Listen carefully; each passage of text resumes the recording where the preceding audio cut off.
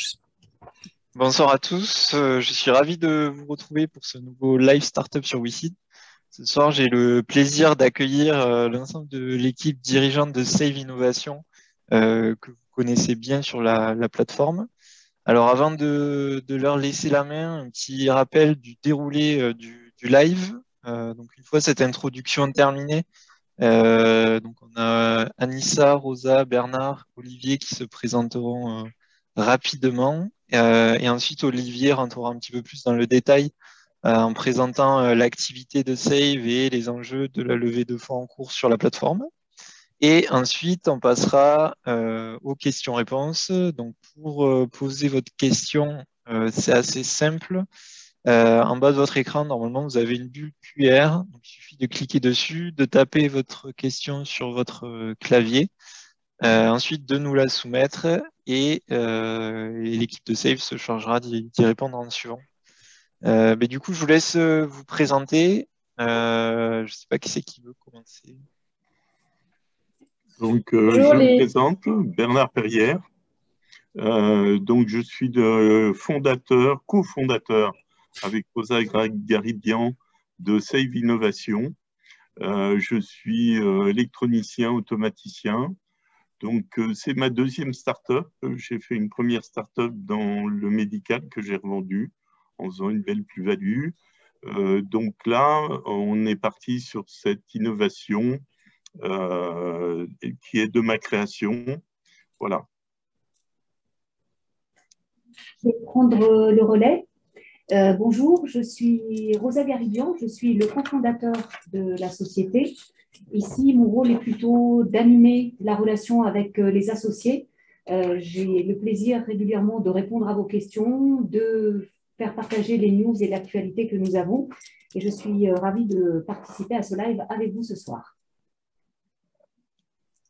Bonjour les WeSeeders, donc moi c'est Anissa Brazane, donc je suis la responsable administrative et financière de Save Innovation. Donc j'ai rejoint l'aventure Save depuis 4 ans et je suis ravie d'être là ce soir avec vous. Bonjour à tous, donc, je suis Olivier Salasca, je suis directeur général de Save Innovation que j'ai rejoint il y a à peu près de 5 ans maintenant.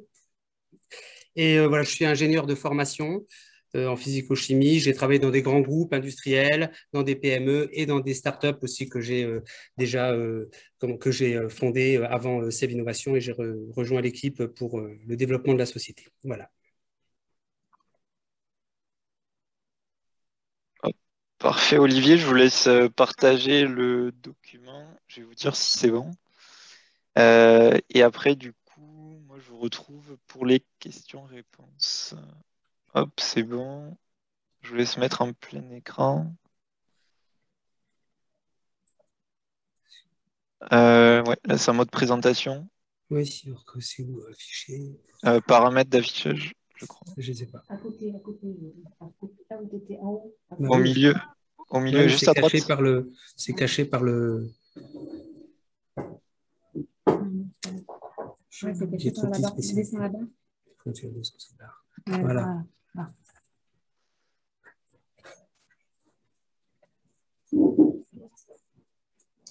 Ah, parfait. Bien, Olivier, bon. je vous laisse la main. Oui. Ouais, d'accord.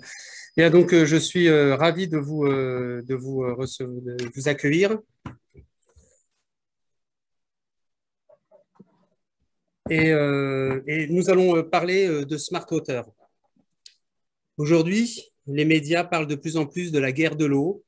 Save Innovation apporte une réponse unique au défi majeur de la préservation de la ressource en eau potable.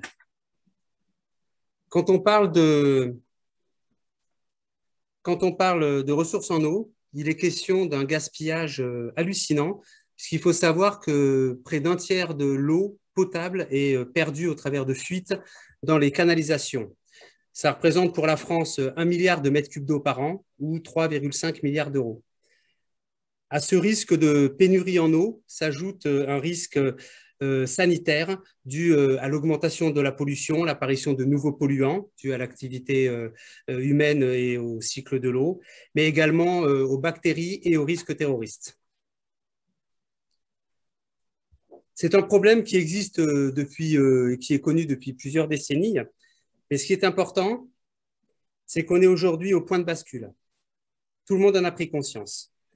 L'Union européenne, au travers d'une directive cadre sur l'eau qui a été adoptée en décembre 2020, donc c'est vraiment tout neuf. Cette directive cadre enjoint les États membres de la Commission européenne de se mettre en conformité législative d'ici 2022. Et la France, depuis 2020, a mis en place ou a déployé sur l'ensemble de son territoire des PGSSE, des plans de gestion de sécurité sanitaire de l'eau. Ça, c'est pour l'Europe et la France. On a reçu, notamment dans le cadre du plan Relance, France Relance, pour lequel on a été lauréat. On a reçu le sous-préfet à la relance du département. Il nous a d'ailleurs, la semaine dernière, il nous a appris que 6 millions d'euros venaient d'être alloués au seul département de l'Isère pour moderniser les réseaux d'eau potable. Au niveau des États-Unis, le plan Biden a alloué des subventions à hauteur de 35 milliards de dollars sur 5 ans pour moderniser les réseaux d'eau. Donc ça, c'est le cadre législatif. Et si on regarde au niveau du terrain, eh bien, il est important de voir que les mégalopoles, qui sont les leaders, sont déjà en action. On peut parler de Haute-Paris, avec qui on est nous en partenariat, on pourrait y revenir plus tard, de Thames Water, qui est l'exploitant du réseau d'eau de Londres, ou de Berlin-Wasser à Berlin. Donc, toutes ces mégalopoles, qui sont des leaders, sont en train de commencer à déployer sur leur réseau des solutions intelligentes. Alors, si on veut résoudre cette problématique de fuite, de perte d'eau et de risques sanitaires, il faut mettre de l'intelligence. Et qui dit intelligence dit des générations de données générées par des capteurs, avoir des mesures disséminées sur l'ensemble des réseaux d'eau à tous les points névralgiques pour pouvoir gérer et maîtriser la qualité de l'eau et les fuites, pose une problématique, la problématique ou la question d'accès à l'énergie. Et c'est là que nous intervenons. Notre solution, qui s'intègre très facilement sur les réseaux d'eau potable, est une solution tout intégrée qui est plug and play et totalement autonome. Si vous regardez sur le schéma, donc c'est la partie blanche qui est une station qui va s'installer sur les canalisations existantes ou les nouvelles canalisations.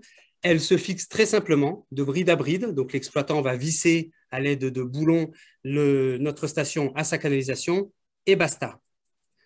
Notre solution est évolutive, ce qui est très important parce que la directive cadre eau européenne a listé 7 paramètres physico-chimiques à surveiller aujourd'hui et a dit que d'ici 2025, des nouveaux paramètres seront devenus obligatoires pour les exploitants des réseaux d'eau potable au niveau de leur contrôle. Donc nous, comment est-ce qu'on a géré cette évolutivité? Donc on a des cassettes dans lesquelles on a intégré des capteurs et donc chaque cassette correspond à une mesure. Donc, c'est évolutif, adaptable et le client peut avoir une solution qui va évoluer selon ses besoins, commencer juste à mesurer du débit-pression, par exemple, puis pour maîtriser ses fuites, puis dans les années à venir, racheter des cassettes et commencer à partir dans des mesures chimiques telles que le taux de chlore, le pH, la turbidité, etc., etc. Dans d'autres cassettes, nous avons intégré des cellules, des cartes électroniques qui collectent les données, qui les traitent et qui les transmettent en temps réel au centre de télégestion des réseaux d'eau potable. Donc ça, c'est tout l'ensemble Smart, mais surtout, notre solution est équipée d'une turbine unique au monde qui la rend autonome. Et donc, cette turbine repose sur une invention, un alternateur innovant qui permet de produire de l'électricité dès les très faibles vitesses d'écoulement des eaux et en prélevant très peu de pression. Et ça, c'est absolument essentiel pour avoir un déploiement significatif au niveau des réseaux d'eau potable. On comprend bien que les réseaux d'eau des grandes villes qui sont extrêmement maillés, avec beaucoup de canalisation dans des environnements plats, il n'y a pas beaucoup de débit parce qu'il y a beaucoup de canalisation et il n'y a pas beaucoup de pression parce que c'est plat. Et donc aujourd'hui, nous, notre solution comment dire, de production d'énergie est la seule au monde à savoir gérer ça. On est alors comment ce transparent est peut-être un petit peu froid, mais ce qui est important de dire, c'est qu'il y a beaucoup d'innovations technologiques chez Save Innovation et dans notre solution, mais qui sont toutes au service de l'usage. Donc, tout est fait pour simplifier la vie de l'exploitant, de notre client, et pour qu'il ne change pas d'habitude de travailler. Donc, il a une possibilité de faire ses mesures en ligne. Et ça, on est aussi la seule solution grâce à un bypass breveté, car toutes les autres solutions doivent être mises en dérivation. On est autonome en énergie, j'en ai déjà parlé, avec des fixations standards. On mesure sans aucune perte d'eau, et ça, c'est grâce à un circuit hydraulique innovant que nous avons développé, qui passe au niveau de tous les capteurs, qui prélève un petit peu d'eau au niveau de la canalisation, qui détend pour passer à un bar, qui fait les mesures et qui remet l'eau après la mesure, donc non intrusive, dans la canalisation, avec un système auto-nettoyant pour protéger les capteurs. Elle est modulaire et évolutive, on en a déjà parlé. Elle apporte un faible bilan carbone pour les installations, puisqu'il n'y a pas de raccordement EDF, pas besoin de tirer des lignes et pas besoin d'utiliser des piles non plus, puisque le système est homogène. Et il apporte une interopérabilité au réseau grâce à une électronique embarquée et une compatibilité avec l'ensemble des protocoles standards de communication. Derrière Save Innovation, il y a toute une logique produit qui part de cet alternateur innovant qui passe vers la smart picogène dont nous avons parlé et qui va naturellement aller vers du service, du software, c'est-à-dire des solutions d'accompagnement à la gestion et au traitement des réseaux d'eau potable. Sur quoi reposent nos avantages? Donc, nous avons nos brevets et une différenciation considérable aujourd'hui par rapport à la concurrence. Ici, sur le schéma, il y a 4 solutions, dont la nôtre, qui sont des solutions intégrées de mesures de paramètres physico-chimiques sur les canalisations. Et Save Innovation, avec sa Smart Picogène, est clairement la solution la meilleure du marché. Nous sommes positionnés sur un marché à très fort potentiel, puisque le marché du smart water va représenter d'ici une dizaine d'années, d'ici 2030, une profondeur de marché de 100 milliards d'euros ou 100 milliards de dollars par an. Et l'Europe représente 30% de ce marché. La France représente 30 à 40% du marché européen. Donc, c'est le bon pays pour développer une solution innovante. La France est le bon pays pour faire ça. Alors ça, c'est le marché total du smart water, c'est 100 milliards d'euros par an. Nous, on a réduit à des segments de marché et on s'attaque au segment de marché des appareils de mesure en ligne dans les canalisations des réseaux d'eau potable. Et ce marché, à horizon 10 ans, va représenter une profondeur de 1,5 milliard d'euros par an. Save Innovation, au travers de notre stratégie et de nos partenariats, on se positionne comme un des leaders des réseaux intelligents dans le futur. On vise environ 20% de ce marché à horizon une dizaine d'années. Ce qu'il faut que vous ayez en tête d'ici une dizaine d'années, c'est entre 100 ou 200 millions de chiffres d'affaires. Notre business model, on est positionné comme un équipementier. Alors, on n'est pas industriel, mais ce qu'on fait, c'est qu'on sous-traite la fabrication des différents sous-ensembles, on les intègre dans notre atelier et on adresse l'ensemble de la chaîne de valeur, c'est-à-dire les collectivités locales qui sont les clients finaux et qui opèrent au travers de régies publiques ou en délégation de services publics à des opérateurs privés tels que Veolia ou Suez, ou au travers de distributeurs nationaux. Et donc, on a développé des partenariats avec l'ensemble des acteurs leaders de cette chaîne de valeur. On vient de signer un tout nouveau contrat avec Veolia, numéro 1 mondial des métiers de l'eau. Et on a aussi un contrat avec Suez, qui est notre partenaire historique. Et on a une collaboration très poussée avec Haute-Paris, qui est la plus grosse régie mondiale. Mais on pourrait y revenir au niveau des questions sans aucun problème.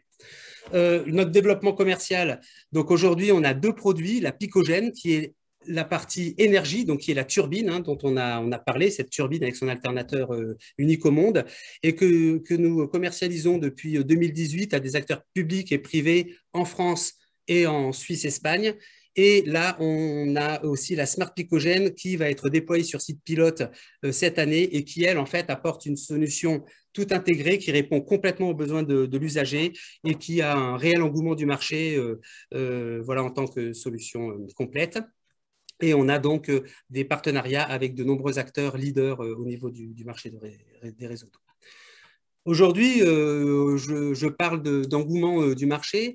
Alors, c'est un marché qui est lent. C'est un marché qui est lent, c'est un marché qui est conservateur, c'est un marché qui n'aime pas changer de façon de faire. C'est un marché où tous les gros acteurs ils sont en train de s'y mettre, mais les collectivités, il y a comment dire, une lenteur administrative. Donc ça, c'est quelque chose auquel on fait face.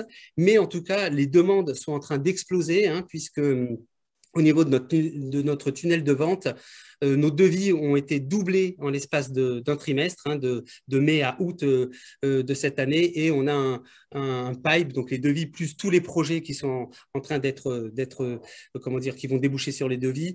On a un pipe qui est passé d'1,9 million à 2,7 millions en 3 mois. Le chiffre d'affaires, très rapidement, on pourrait y revenir. Donc, aujourd'hui, quelques grands chiffres. 2022, environ 2 millions d'euros de chiffre d'affaires, ou un peu moins. 2024, c'est le point d'équilibre pour la société avec une dizaine de millions de chiffre d'affaires. Et 2027, 100 millions de chiffre d'affaires en vendant de la picogène, de la smart picogène, mais également du service et comment dire, de la donnée. Donc, aujourd'hui, Save Innovation, c'est 14 personnes qui sont toutes, qui couvrent l'ensemble des métiers du marketing commercial, de la recherche et développement, de l'industrialisation et fabrication et de l'administration et finance. Donc, on est 14 personnes. Il y a quatre femmes, donc c'est clairement pas assez. Hein, voilà, on a des objectifs de parité, hein, comme beaucoup d'entreprises. Hein. D'ailleurs, au niveau de l'Europe et des financements, c'est un bonus pour l'acceptation des projets, qui est une parité. Mais en tout cas, on est l'équipe qu'on est. Il y a des jeunes, il y a des moins jeunes, il y a des gens qui viennent d'horizons divers. On est tous habités par la même énergie, par la même envie de changer un petit peu le monde dans des énergies, grâce à des énergies nouvelles et voilà, des projets qui ont un sens.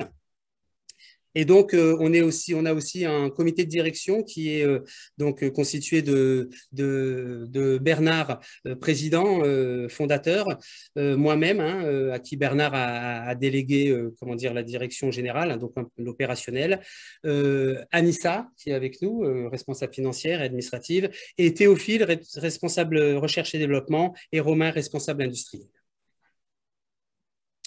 Notre outil pour réussir nos challenges, le plus important, c'est l'humain, c'est donc l'équipe.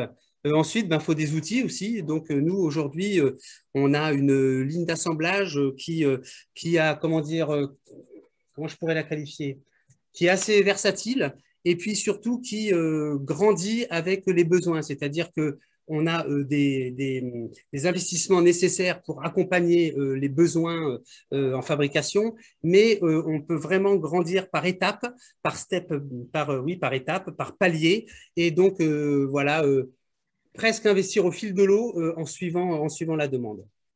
On a un banc de test hydraulique qui pour nous est un magnifique outil, parce qu'il est essentiel et il est reconnu comme tel par toute la profession des réseaux d'eau. Il permet de reproduire les conditions réelles des réseaux d'eau potable. Donc, ça nous permet de valider, de faire nos essais R&D, de valider nos produits, mais également, chaque produit qui est fabriqué chez nous passe par ce banc, est qualifié sur le banc avant d'être expédié chez nos clients. Et puis, il y a aussi, donc nous avons investi dans des moules d'injection pour injecter la matière plastique qui aujourd'hui, en tant que prototype ou produit pilote, est faite par impression 3D, donc c'est très cher. Le fait d'injecter permet de diviser par 10 le coût des matières plastiques. Donc ça, c'est clairement grâce à la dernière levée qu'on a faite avec WeSeed, qu'on a pu investir dans ces moules, hein, qui nous permettent aujourd'hui d'être bien plus compétitifs sur le marché. Et puis aussi, cette année, on a commencé à signer des contrats industriels avec des partenaires en plasturgie, mais également roulementier. Le flux de production, très rapidement, sans rentrer dans les détails, mais si vous avez des questions, on pourra y rentrer. Donc, comme je vous dis, on sous-traite. Et nous, ce qu'on fait en interne, c'est on assemble, on intègre et on teste. Alors, on sous-traite tous les sous-ensembles, sauf un, l'alternateur, parce que l'alternateur, c'est vraiment le cœur de notre invention, de notre innovation. Et ça, on veut que ça reste une boîte noire. Donc, l'alternateur, on achète la matière première et on le fabrique ici dans un endroit qui, même quand on fait visiter comment dire, l'entreprise à des partenaires, c'est un endroit, une boîte noire qu'ils ne visitent pas. Et donc, c'est un produit qui est fabriqué en France et on signe des contrats de partenariat d'approvisionnement avec, il y en a certains qui sont listés là à gauche de la diapositive, avec des sociétés éminemment régionales. S'il n'y en a pas, c'est national. Et puis, voilà, quand il y a des choses qui n'existent pas en France, comme des aimants, bon, bah ça, on va sur le marché mondial. Mais on est clairement à vocation à développer de l'emploi local et à fabriquer un produit français. Pour terminer, avant de passer aux chiffres, donc les reconnaissances, on est aujourd'hui vraiment reconnu par l'état de l'art des métiers de l'eau et les acteurs leaders mondiaux, mais on est aussi reconnu par les organismes référents ou les instituts référents. Donc, si on part d'en bas, on est aujourd'hui labellisé entreprise à haut potentiel par la région Auvergne-Rhône-Alpes. On est vraiment très ancré dans le territoire, hein, comme je vous l'ai dit. On a été lauréat du concours national de l'innovation Innov en 2019. Hein, donc ça, c'est un programme ADEME piloté par le gouvernement et financé par le Grand Plan d'investissement stratégique. On a eu le label Solar Impulse Foundation hein, qui va chercher les solutions efficaces, y compris économiquement, pour un monde meilleur de demain au niveau de l'environnement. Ça, c'est un label mondial. On a reçu le Sceau de l'excellence, donc la Smart Picogène a reçu le Sceau de l'excellence de la part de la Commission européenne l'an dernier. Et puis, cette année, on a, comme je l'ai évoqué, on a été lauréat du plan de relance national au travers d'un programme ADEME qui s'appelle Entreprises engagées pour la transition écologique. Dernier transparent, avant de discuter plus ouvertement avec vous. Donc voilà, aujourd'hui, nous recherchons 3 millions d'euros pour finaliser l'industrialisation ou plus exactement financer l'industrialisation de nos produits et assurer le ramp-up commercial. Et avant cette levée de fonds de 3 millions d'euros qui est prévue dans le courant de l'année prochaine, eh bien, pour terminer le développement de la Smart Picogène sur les sites pilotes, commencer l'industrialisation et partir à l'international parce qu'on a beaucoup de demandes internationales, on pourrait y revenir. Nous recherchons 800 000 euros et c'est dans ce cadre on peut dire de bridge, de passerelle vers cette levée de fonds d'envergure que nous avons sollicité WICID dans notre projet d'entreprise. Voilà, je vous remercie. Merci beaucoup Olivier pour votre présentation claire et complète. On va passer aux questions-réponses. Je vous laisse arrêter le partage d'écran. Bah, si j'y arrive, reprendre le partage, arrêter le partage. OK. C'est bon. Ok, alors avant de commencer les questions, je vous rappelle comment faire si vous voulez en poser une. C'est en bas de votre écran sur la bulle QR. Vous cliquez dessus, vous tapez votre question sur votre clavier, vous nous la soumettez. Et ensuite, je me chargerai de la poser à l'équipe de Save Innovation. Alors, on va commencer avec une question. Olivier, vous en avez parlé sur la fin de la présentation sur les projets à l'export. Est-ce que vous pouvez nous en dire un petit peu plus sur ces projets-là? Quelques exemples, par exemple? Oui, donc nous, on est aujourd'hui en plein, export, déjà au niveau européen, où 9 pays ont été ciblés, mais on est en train d'adresser 3 pays en Europe, qui sont le Royaume-Uni, la Suisse et l'Autriche, hein, donc qui sont pour des raisons déjà qu'en fait, ils sont exploités par des exploitants privés, où les cycles de décision sont beaucoup plus courts. On a pu le voir déjà, nous, en Suisse, par rapport comment dire, aux collectivités françaises. Et donc, pour ça, nous sommes accompagnés par BPI France et Business France. On réalise les études de marché, la prospection et les premiers rendez-vous. Et là, on a plusieurs affaires aujourd'hui dans le pipe. Nous avons également été sollicités par deux pays du Golfe Persique, en l'occurrence les Émirats arabes unis, qui ont une problématique d'accès à l'eau potable. Oui, on imagine le désert. Donc, qu'est-ce qu'ils font? En fait, ils prennent de l'eau de mer, ils font de la dessalinalisation, et puis ils ont des canalisations jusque là où il y a de l'habitat, dans des conditions extrême. Et aujourd'hui, en fait, ce qui commence, alors, il y a toujours eu une problématique à l'eau potable, mais aujourd'hui, la problématique, c'est que ça met un frein à leur développement, comment dire, au développement des projets immobiliers, parce qu'en fait, c'est eux qui doivent prendre en compte l'eau potable qui arrive dans les immeubles. Donc, aujourd'hui, l'accès à l'eau potable est devenu le challenge numéro un, mis par comment dire, les gouvernants émiratis. Et donc, nous, on est accompagnés par des locaux là-bas, et notamment la directrice de la banque CIC à Dubaï, qui nous accompagne. C'est l'accès au marché, c'est assez particulier dans ces pays. Donc là, c'est vraiment un potentiel gigantesque. Donc, on est en train d'être avec les politiques et avec les promoteurs immobiliers pour commencer à équiper un premier projet au niveau de l'eau potable. Et on a été aussi mis en relation avec un projet au Qatar, qui là est aussi un projet de programme immobilier, puisque en fait, c'est un programme de plusieurs centaines de logements où le promoteur immobilier veut avoir lui-même des mesures de la qualité d'eau et des fuites des canalisations de l'eau qui arrivent dans son immeuble. Donc là, c'est très avancé. On prévoit d'équiper une vingtaine d'immeubles, avoir la commande d'ici la fin d'année, et on a aussi développé, ils veulent une solution clé en main, un programme, enfin toute une plateforme Wi-Fi avec la remontée de données et puis la mise à disposition des données. Ok, merci Olivier. On va continuer avec ce même sujet. Une question de Jean-François. Bonsoir. Concernant les projets à l'export, je crois me souvenir que vous avez fait une excursion à New York. Qu'en est-il ressorti là-bas précisément et plus largement aux États-Unis?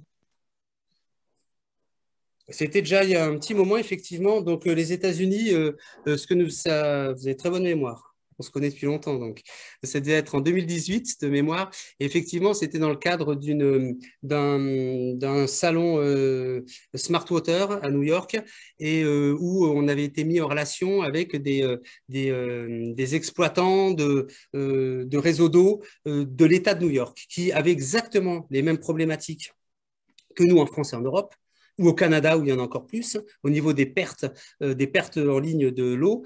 Et avec une autre problématique pour eux, c'est qu'en fait, quand ils font des mesures, l'accès à l'électricité, eux, est vraiment quelque chose de très compliqué parce que c'est totalement dérégulé, et donc ils n'arrivent pas à contrôler ça.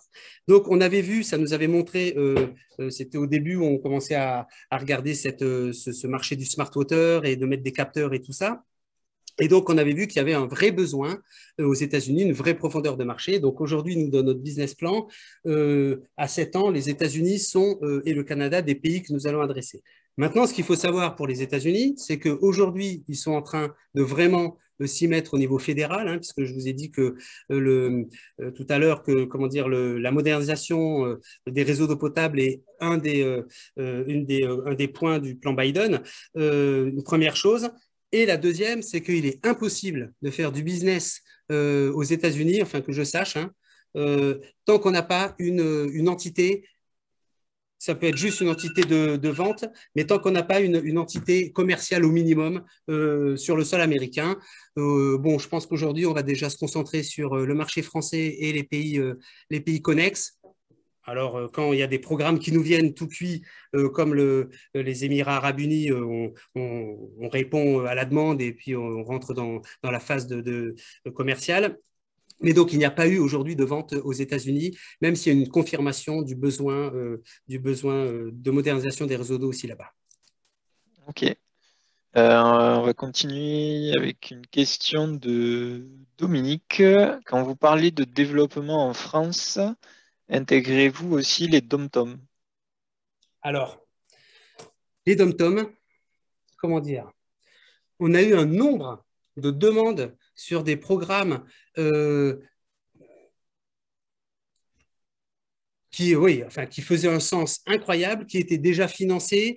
En plus, il y a des canaux de financement pour les dom-toms. C'est pas que l'argent est plus facile, hein, il est jamais facile l'argent, mais voilà, qui étaient ficelés, où on a été hyper loin et on n'a jamais réussi à transformer. Ça s'est arrêté comme ça, les personnes. Donc ça, c'est quelque chose, franchement. Oui, bien sûr qu'on pense aux dom-tom et je pense que les dom-tom, c'est là où il y a encore le plus de besoins parce qu'il y a notamment en Martinique, je crois que c'était en Guadeloupe. En Guadeloupe, ils avaient des programmes. J'avais même été approché quand j'avais fait comment dire, une présentation au ministère de l'économie. Ils ont un programme de construire complètement un nouveau réseau. Donc, c'est tout neuf. Et dans le cahier des charges, il faut qu'il y ait de la mesure. Donc, c'est financé, etc. Et ça, c'est fait. La personne, voilà. Donc, si on a au travers des WeSeeders quelqu'un qui peut avoir un quelconque appui au niveau ou nous expliquer comment ça marche, tout simplement, ça peut être assez intéressant. C'est ceux qui ont été quasiment le plus loin avec nous et le projet, il ne se fait pas, ou le projet, ou le mec, il disparaît, voilà. Ouais, c'est compliqué. Mais oui, bien sûr, il y a un intérêt Ok. au dom-tom, ouais. Ok, on va poursuivre avec une question d'Anthony, donc question plutôt financière, on va dire. Bonjour, votre niveau d'endettement actuel n'est-il pas un frein à votre développement et à votre rentabilité future? Question pertinente, Anthony. Non, donc notre endettement actuel n'est pas un frein à notre rentabilité future. L'endettement est nécessaire, à la croissance d'une entreprise en phase de développement. Et comme vous le savez, Save est en phase de développement, donc Save n'y déroge pas. Donc aujourd'hui, nous avons construit un BP en ce sens, en tenant compte de ces paramètres et clairement, voilà, l'endettement actuel n'est absolument pas un frein à notre rentabilité future. Il est clairement même nécessaire voilà, pour atteindre la rentabilité. Vous avez dû voir sur nos business plans. Ok. On continue avec une question de Pierre. Save Innovation avait prévu d'inviter les WeSeeders à visiter leurs nouveaux locaux. Qu'en est-il? Je peux peut-être répondre. Oui. Vous m'entendez? Oui. On a déjà eu 2 WeSeeders qui sont venus, mais avant le Covid. Le Covid a mis un frein beaucoup à cela, mais on peut nous téléphoner, prendre rendez-vous. Maintenant, on est tous vaccinés ici, donc on respecte les choses, c'est assez grand, mais on reçoit les gens quand ils veulent. On vous attend. Parce que de mémoire, Prévenir un petit peu à l'avance, quoi. De mémoire, lors de la dernière Mais levée, on est ravis, hein. Ça a vous toujours n'aviez pas été changé de bureau? Oui, très intéressant. On a changé de locaux depuis la dernière levée, donc, et grâce à vous. Donc, effectivement, grâce aux WeSeeders qui nous ont accompagnés. Donc, ah ouais, moi, je serais vraiment ravi de pouvoir discuter autrement que derrière une caméra et puis d'aller voir nos produits, d'aller voir notre ligne, que vous voyez aussi l'équipe. Alors, franchement, ouais, c'est quelque chose qui peut être intéressant à organiser. Ouais.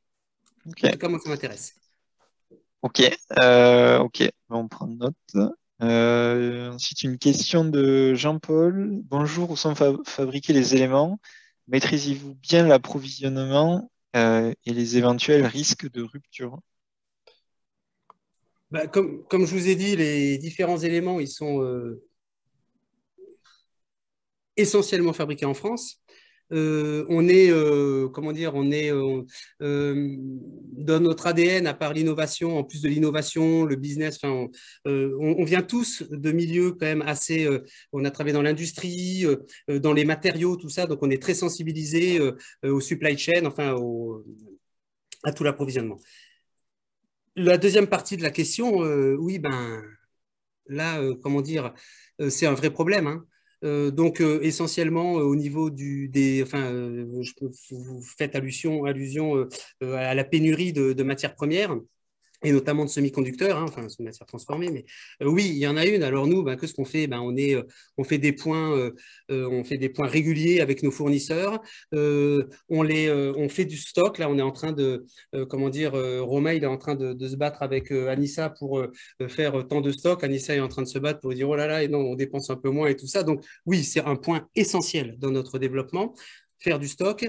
Ensuite, pour accompagner la croissance, la seule façon, ça sera au niveau des partenariats, d'être important pour nos fournisseurs et puis de faire suffisamment de stock en avance. Pour ce qui est du semi-conducteur, ce qu'on entend comme date de fin de pénurie, enfin bon, les oracles, on ne sait jamais, mais par ST Microelectronics, qui est juste à côté de nous et à Grenoble et qui est un leader de semi-conducteurs, ouais, c'est jusqu'au premier trimestre 2023. Voilà. Okay. Mais tout le monde est… Pour la microélectronique, quand même, Olivier, on a eu de la chance aussi, on avait un petit stock de régulateurs. On avait des anciens régulateurs du H240 qu'on a recyclés. Donc, on a pris des composants, on a fait un peu de débrouille, hein, comme tout le monde. Au niveau des matières plastiques, par exemple, il y a un peu de tension là-dessus. Eh bien, heureusement, dans nos investisseurs, il y a quelqu'un qui est notre fournisseur de plastique. Voilà, donc il nous fait un petit stock. On a pu faire du stock et avoir des produits. Et on a trouvé aussi des produits de substitution. Hein, comme on travaille, par exemple, sur les plastiques aussi, sur des plastiques qui sont écologiques. Donc voilà, on a plusieurs sources d'approvisionnement. Ok, merci Bernard. On va continuer avec une question de Régis. Est-il possible d'avoir plus de précisions sur la news suivante? Veolia envisage de participer à une évolution de la Smart Picogène pour une nouvelle application confidentielle. Et j'ajouterais plus globalement, quels sont les enjeux de ce contrat signé il y a peu avec Veolia? Merci pour la question. Je dirais que les enjeux, ils sont énormes. Après, aujourd'hui, donc clairement, on est en train de mettre en place ce partenariat avec Veolia qui est extrêmement moteur, c'est-à-dire qu'ils nous poussent énormément. Ça, c'est déjà un signe très important.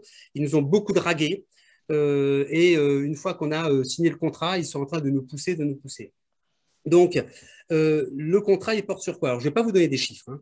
Hein. Par contre, il porte sur la qualification, effectivement, de la Smart Picogène qui doit commencer en 2021 sur des sites pilotes, un ou des sites pilotes, et qui, au bout de quelques mois, on va dire quoi? Allez, 6 mois maximum, hein, c'est l'idée, débouchera, et ça c'est leur terme, et puis enfin, nous on sait ce qu'il y a clairement dans le contrat, sur un accord cadre pour son référencement au niveau mondial. C'est-à-dire que déjà, ils ont idée de mettre la Smart Picogène au catalogue comme produit vendu par Veolia, ou en tout cas apporté dans les équipes Veolia, non pas au niveau France, mais directement au niveau mondial, et ça c'est écrit dans le contrat.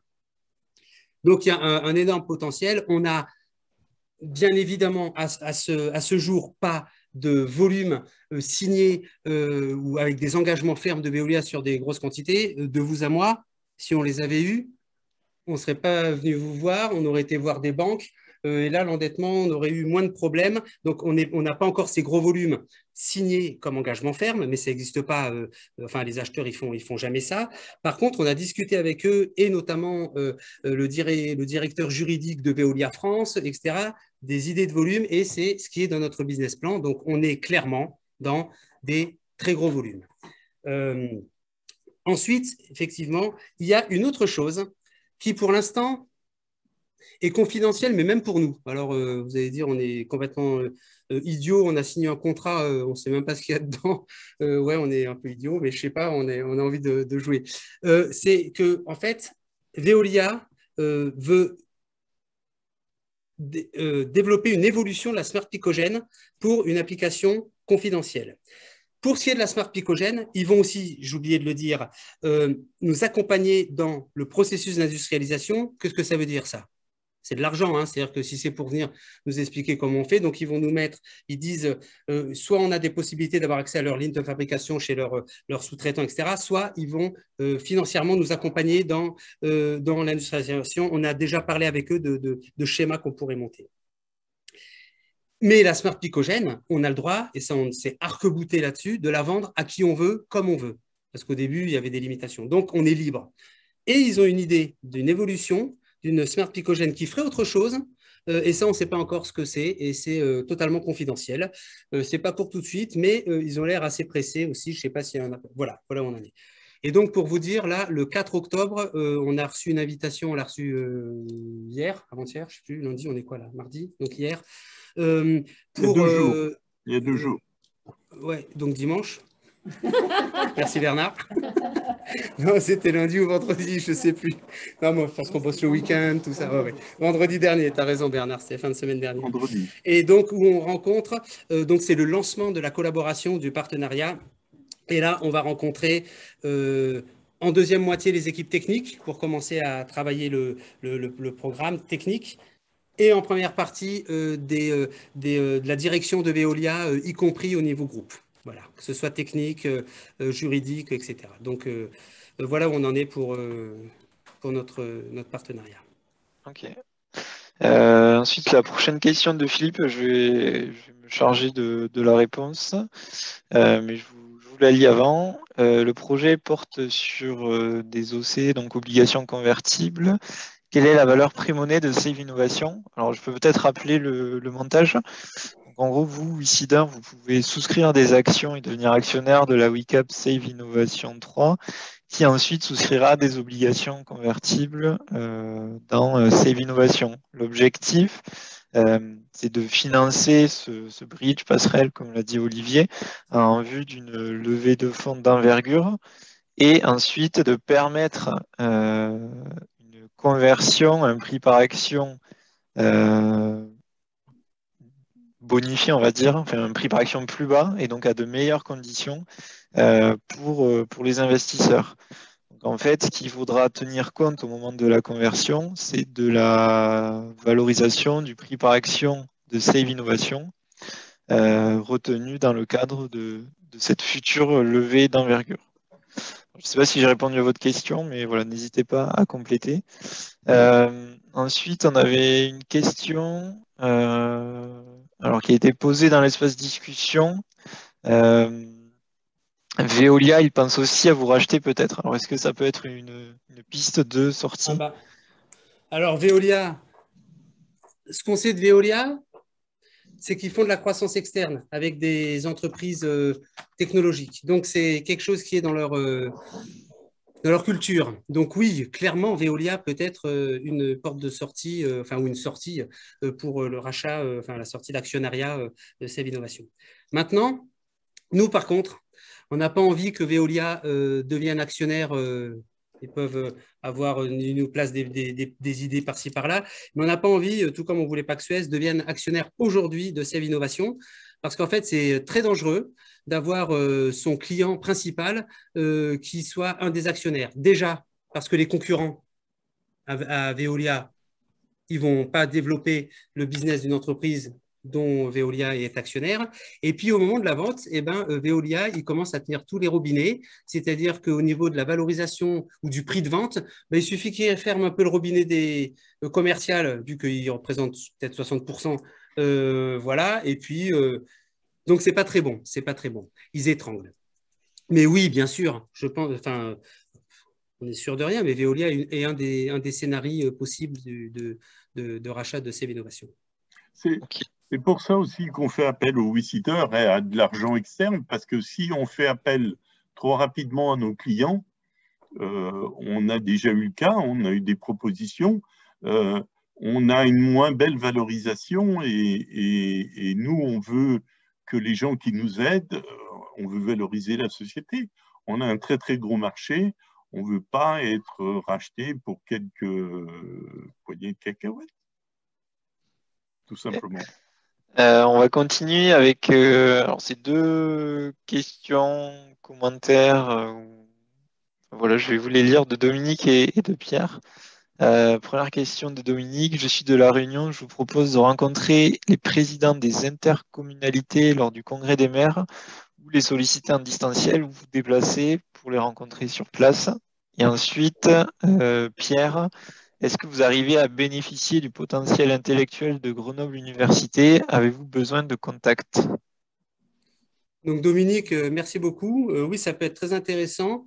Alors, je sais pas, ok. Pour la réunion, donc Dominique Boyer, oui, ça peut être intéressant. Bien sûr, je ne sais pas quand est-ce qu'a lieu comment dire, le Salon des maires, mais ça peut être une opportunité d'aller rencontrer avec vous oui, des personnes de l'Interco, des présidents d'Interco. On Merci. aimerait bien même faire une présentation. Ça serait super.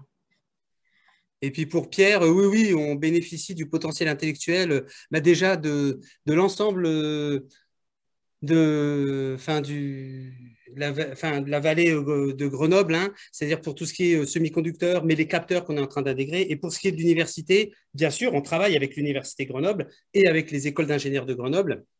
Et on est aujourd'hui, on est en train de monter un partenariat avec Mémosine, qui est la partie intelligence artificielle de l'Université de Grenoble, pour voilà, développer nos solutions de remontée intelligente de données. Mais Pierre, si jamais vous avez des contacts, on pourra se recontacter. Pierre Bariol, oui, je suis toujours fan de nouveaux contacts, notamment dans le milieu académique, où ça peut donner des idées. Donc, merci beaucoup. Okay. On va continuer avec une autre question. Alors Olivier, vous en avez parlé au début de votre présentation. Quels sont les éléments qui permettent d'affirmer que le time to market est pour maintenant, pour aujourd'hui? Ouais, c'est une question assez à plusieurs facettes. Effectivement, comment dire, ouais, Maxime, j'en ai un petit peu déjà parlé tout au fil de la présentation, mais pour résumer, déjà, il y a au niveau de toutes les institutions mondiales, le rapport du GIEC, les objectifs. L'ONU a fait un article vraiment ils ont des objectifs de développement durable. Ils ont fait un article sur l'eau en disant qu'on était en train de sortir comment dire, du cadre, que voilà, il y a la COP26 aussi, où l'eau est au centre des préoccupations. Bon, c'est jamais très bon de travailler par la peur, mais le stress hydrique, la pollution, donc déjà, on sent qu'il y a c'est pris à bras-le-corps par tous ces instituts. Ensuite, le réglementaire, on ne va pas y revenir. L'Europe, les plans de gestion français. Donc là, il y a ça vraiment qui commence à mettre un cadre qui va devenir obligatoire pour les collectivités. Et puis nous, il y a les signaux du terrain. Alors, ça va jamais assez vite, hein. Le commercial, pour les investisseurs, pour les actionnaires, pour nous, ça va jamais assez vite. On met toute l'énergie qu'on a. Par contre, ce qu'on voit, c'est cette explosion des demandes. Nous, ça fait maintenant plusieurs années qu'on est dans ce marché. Et là, on voit depuis le début de cette année, et on oublie déjà la crise du Covid sanitaire qu'on a traversée, qui a vraiment arrêté ce démarrage. Mais là, on sent qu'il y a vraiment un besoin qui ne ressemble pas à ce qu'on voyait avant, hein, doublement en 3 mois des devis. Enfin, voilà. Et puis, oui, on voit aussi des appels d'offres qui commencent on a pas mal de sociétés ou de syndicats qui sont en train de rentrer dans des appels d'offres et qui nous disent, voilà, on veut vous mettre dès le début, l'appel d'offres, il va sortir à cette fin d'année ou le mois prochain. Alors, ces appels d'offres, c'est 1 an, hein, 18 mois, hein, donc c'est pas du chiffre d'affaires tout de suite. Mais on voit ces gros appels d'offres sur la sectorisation, la recherche de fuite, les mesures, où il y a vraiment ces lots à l'intérieur de l'appel d'offres, et où ils sont en train de mettre la picogène dedans, et la smart picogène. Et puis, je dirais pour finir, nous, on est très proche de Haute-Paris. Et Haute-Paris, c'est peut-être le leader mondial ou un des leaders mondiaux des solutions technologiques, enfin de ce qui se fait de mieux dans les réseaux d'eau potable. Et c'est notamment, on voit pas mal de papiers, enfin moi je vois des papiers de tout ce qui touche un peu à l'eau, hein, et comment s'appelle la maire de Paris, hein, Anne Hidalgo, elle met beaucoup en avant la qualité du réseau d'eau potable parisien. Donc pour elle, peut-être une des armes pour sa candidature à la présidence, hein, là, je ne sais pas. Mais en tout cas, nous, quand on est avec Haute-Paris, ils ont un objectif clair. C'est montrer l'excellence technologique lors des JO Paris 2024. Et donc, nous, on est avec eux. Ils veulent équiper les autoroutes de l'eau, ils veulent faire un démonstrateur, ils veulent faire des choses comme ça. Et on est avec eux dans toute cette réflexion et dans tous ces projets et 2024, bah, c'est demain. C'est-à-dire que dès à présent, il faut faire les démonstrateurs et tout ça. Ok. Alors, on se rapproche de la fin du live. Il reste 2 questions et après, on aura terminé, sauf s'il y a des ultimes questions qui arrivent au dernier moment. Quelles sont vos prochaines étapes de développement? Alors, je dirais que bah, la première, c'est chaque chose après l'autre, hein, chaque chose l'une après l'autre. Finaliser le développement déjà de nos turbines pour les très faibles débits. Parce que là, on a vu en travaillant avec Suez, et ça a été un point bloquant du développement ou des volumes qu'imaginait Suez, c'est qu'en fait, c'est un nouveau marché. Et eux, ils ont vu, grâce à nos turbines hein, et aux capteurs qu'elle alimentait, dans des endroits où il n'y avait pas d'électricité, eh ben, que les débits étaient bien plus faibles que ce à quoi ils pensaient. Et donc, bah, nous, comme on ne reste pas les mains dans les poches, eh bien, on a développé là, depuis 1 an, 18 mois, des turbines, notamment avec des nouvelles design de pales d'hélice extrêmement pointus qui adressent ces réseaux très faiblement maillés où les débits sont extrêmement faibles. Je pars demain, donc jeudi, je suis avec Suez pour présenter nos résultats hein, à Paris, au siège. Ensuite, bah, il y a finalisé notre smart picogène hein, sur les sites pilotes, hein, parce que ça, c'est là que va être, c'est là que c'est très important, notamment avec Veolia. Et puis après, ben, ce que je vous ai dit un peu en filigrane, développer des solutions de contrôle bactériologique, des solutions, assurer une supervision pour les risques chimiques, bactériologiques des réseaux d'eau. Et là, on est en train de mettre au point un programme qu'on va déposer, Anissa, en octobre, je crois, ouais, en octobre, auprès du ministère des Armées, parce qu'eux, ils ont des financements pour des solutions duales, des solutions qui ont leur marché dans le civil. Eux, ce n'est pas eux qui vont faire que la boîte marche. Par contre, s'il y a des solutions qui ont à voir pour le militaire ou le sécuritaire, alors là, il y a du financement très intéressant. Et donc, on est en train de monter un programme. On est aidé par des gens du CEA, le Commissariat à l'énergie atomique. On a des personnes un peu dans le réseau aussi militaire, enfin, gentil militaire, hein, technologique, tout ça. Et donc, voilà, pour un programme NRBC, qui est le programme en tête de pont pour ces programmes. NRBC, ça veut dire nucléaire, radiologique, bactériologique et chimique. Alors, on ne va peut-être pas mesurer un risque nucléaire, mais voilà, on est bien encadré là-dedans. Et à la fin, in fine, ben, tout ce qui est avoir des SAS, hein, c'est-à-dire software as a service, un logiciel en tant que service, qui sont des suites de solutions d'assistance pour un pilotage intelligent des réseaux. À terme, j'imagine facilement qu'on ne vendra plus nos smart picogènes, mais qu'on aura des locations de remontée de données et d'intelligence pour savoir comment gérer les réseaux. Ok, merci Olivier. Ben on reprend la dernière question de Jean-François. La prochaine levée de fonds prévue en 2022 va-t-elle avoir pour conséquence d'éjecter les anciennes WICAP ou allons-nous continuer l'aventure avec vous? Entre parenthèses, ce que je souhaite. Bernard, je te laisse répondre. Nous, on souhaite continuer avec WICID parce que je ne pense pas que des leveurs de fonds voudront que WICID. WICID est reconnu hein, comme un partenaire maintenant indispensable hein, pour les startups. Donc, je pense que quand il y aura un développement très grand au niveau mondial, oui, il y aura sans doute un rachat, des choses comme ça, mais pas dans l'immédiat. Je ne pense pas que pour 2022, les leveurs de fonds pourront se passer de WICID, et nous, on ne le souhaite pas. Donc, on défendra cette position. Il y a peut-être des WICIDeurs qui veulent sortir, hein, parce que, bon, pour certains, les temps sont longs. Il y a eu la crise du Covid qui est passée par là. Mais il y a toujours des solutions, de toute façon. Hein. Je pense que ça sera négocié, ça sera discuté et WICID sera partenaire de cette levée de fonds.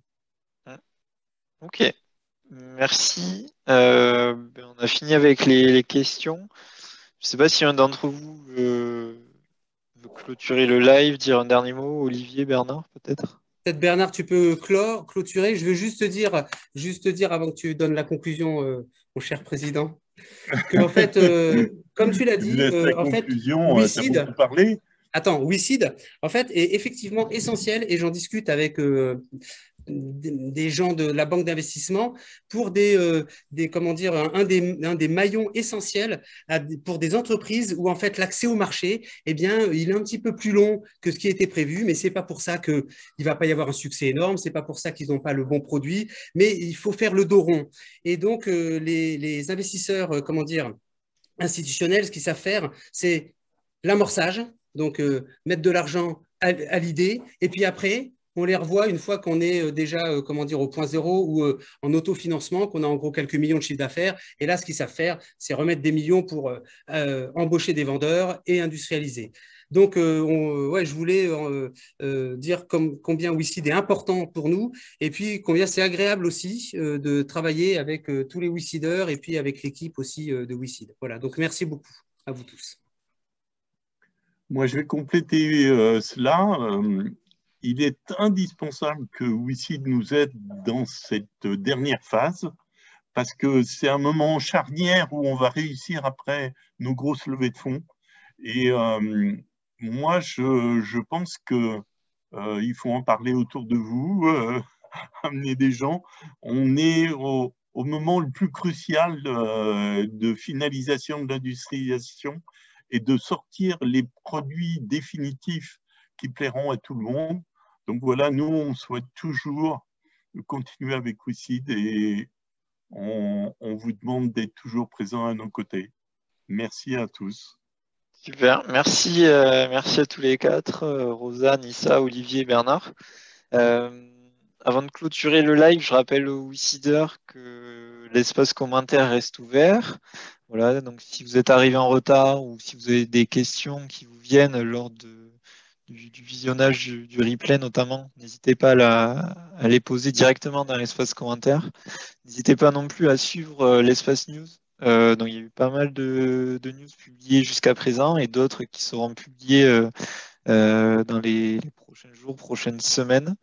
Voilà, donc n'hésitez pas. L'équipe de Save et WICID, nous restons disponibles si vous avez le moins de questions, le moins de sujets.